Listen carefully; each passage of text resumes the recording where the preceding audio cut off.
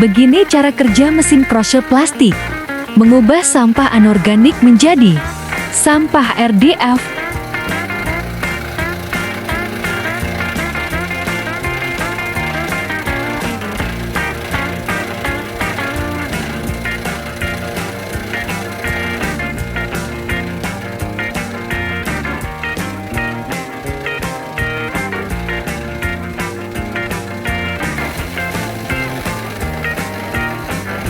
Mesin crusher plastik atau mesin penghancur plastik adalah alat yang berfungsi untuk mencacah plastik menjadi potongan-potongan kecil.